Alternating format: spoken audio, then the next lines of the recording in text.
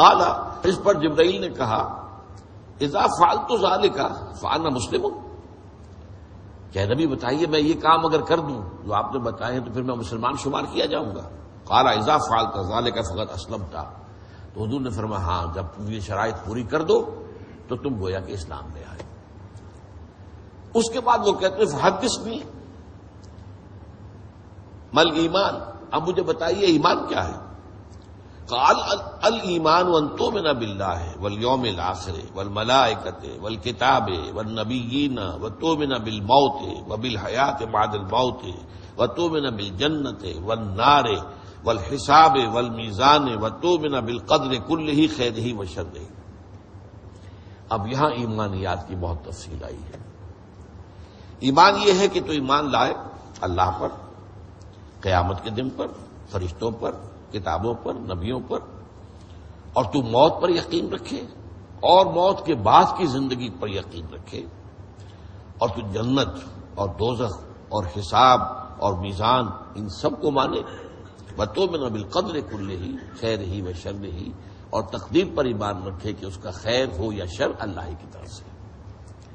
قال فاذا فعلت ذلك فقد آمنت، اب سوال کرتے ہیں حضرت جبرائیل اگر میں یہ کر دوں تو پھر گویا کہ میں مومن ہو جاؤں گا، میرا ایمان اللہ کیا قبول ہوگا؟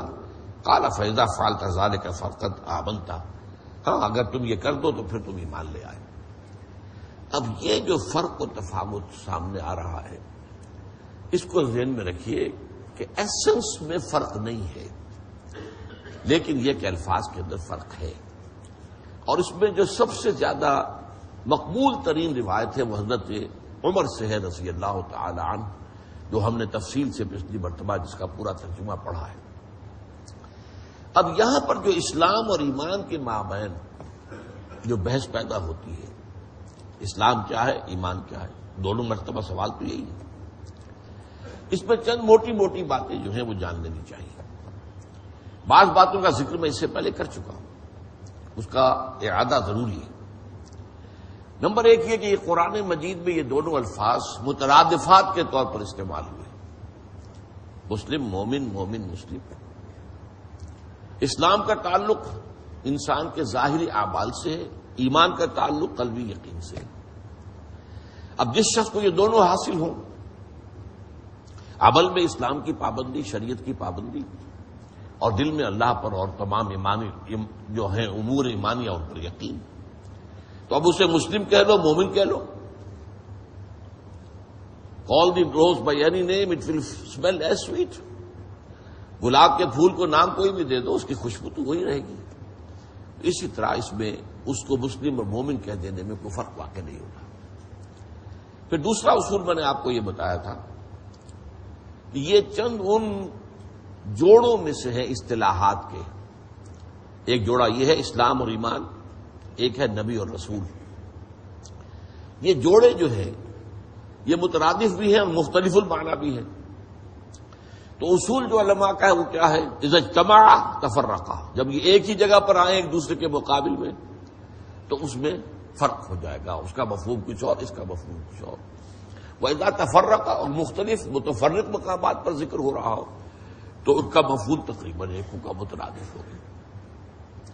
اب ایک بات نوٹ کیجئے، قرآن کا تعلق جو ہے، اسلام کا تعلق ظاہر سے میں نے عرض کیا، اور ایمان کا تعلق باطن سے۔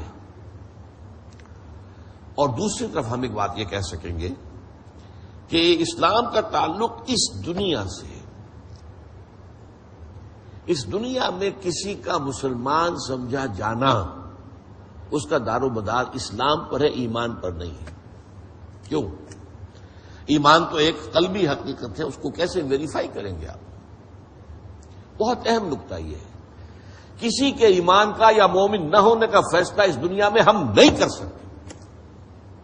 انڈیویجول عمومی باتیں کہی جا سکتی ہیں، جس میں یہ چیزیں ہوں وہ مومن ہے، جس میں یہ چیزیں ہوں وہ مومن نہیں ہے، یہ عمومی طور پر، جس میں یہ اوصاف ہوں وہ منافق ہے وغیرہ وغیرہ، عمومی انداز میں۔ لیکن معین طور پر ہم کسی کو نہیں کہہ سکتے، اس لیے کہ اسلام کا تعلق اس دنیا سے ہے، اور اس میں اصل بنیاد شہادت ہے، اشہد۔ چنانچہ حضرت عبداللہ ابن عباس کی روایت میں تو ہے ہی صرف شہادت، نماز روزہ حج اور زکوٰۃ کا ذکر بھی نہیں. اس لیے کہ ظاہر بات ہے ایک شخص ابھی ہندو ہے اور وہ کلمہ پڑھتا ہے مسلمان تو ہو گیا. ابھی نماز تو وہ سیکھے گا پڑھے گا، جب وقت آئے گا تب پڑھے گا. نماز تو نہیں پڑھی اس نے ابھی رمضان آئے گا تو روزے رکھے گا یا نہیں رکھے گا یہ پتہ چلے گا.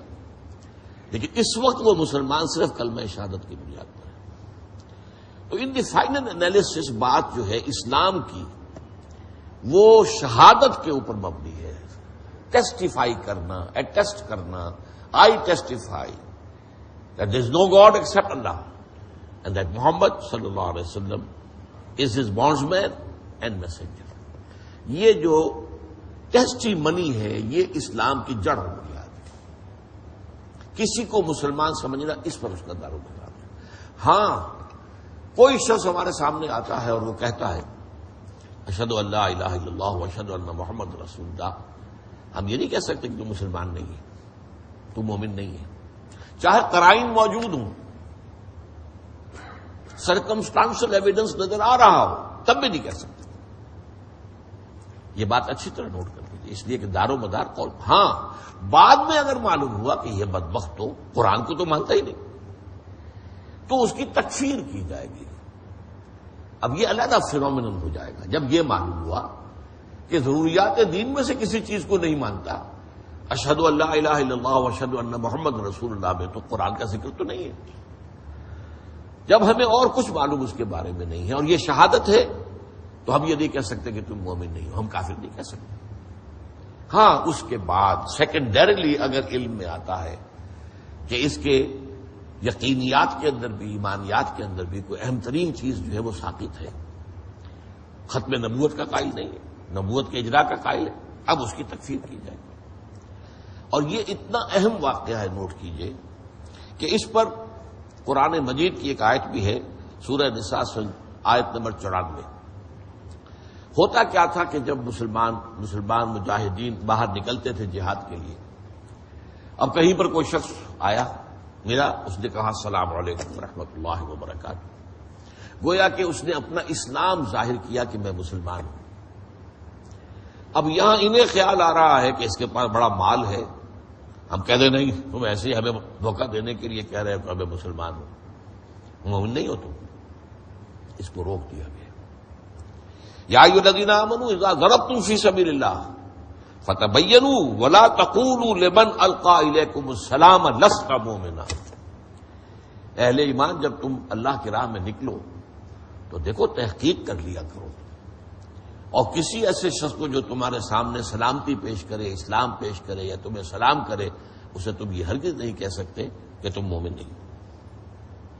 اس لیے کہ اس ایمان کا اسلام کا دار و مدار جو ہے، جو قانونی ایمان ہے اس کا دار و مدار وہ تو در حقیقت شہادت پر ہے، زبان پر ہے، قول پر ہے. اسی طرح ایک واقعہ بہت اہم تھا جو پیش آ گیا. حضرت اسامہ ابن زید رضی اللہ تعالی عنہما حضور کو بہت چاہیے تھے اور لاڈلے تھے، پوتوں کے بارے تھے، اس لیے کہ ان کے والد کو زید ابن حارثہ کو، وہ غلام تھے، حضور نے انہیں آزاد کیا اور اپنا بیٹا بنا لیا، منہ بولا بیٹا. بعد میں جب سورہ احزاب کے اندر آیت اتری کہ یہ منہ بولا رشتہ جو ہے یہ کوئی معنی اللہ کی کتاب میں نہیں رکھتا، کوئی اس کی حقیقت نہیں ہے، دوبارہ وہ سلسلہ ختم ہو گیا. لوگ کہتے تھے زید ابن محمد، لیکن صلی اللہ علیہ وسلم دوبارہ جو ہے زید ابن حارثہ رہ گئے، ان کے بیٹے ہیں یہ اسامہ. تو حضور کو بہت محبت تھی ان سے.